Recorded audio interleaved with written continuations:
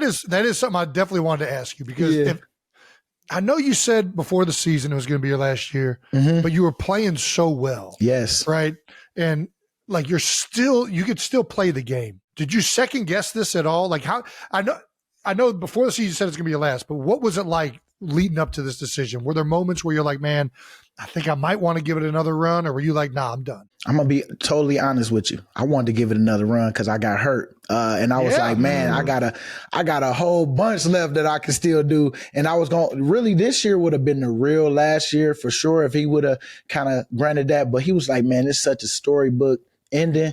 And man, that's what I said in my prayer. When I walked in, I prayed before I had went in the day before. I was like, okay, Lord, I'm gonna you just lead me on this. And when I walked in, I was like, I'm gonna put it in his hands. If Howie, if we don't come to a conclusion that we can do it again, all right, I ain't even gonna fight it. So when I walk in, he like, BG, like, what you want to do?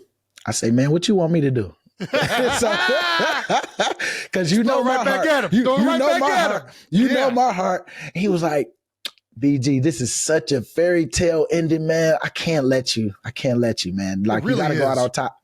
And when he said fairy tale, I was like, all right, Lord, I'm done. I didn't even fight it after that. And so I just felt like a weight was lifted off my shoulder when it happened. And I was like, okay, I don't have to fight no more. I ain't got to fight no more.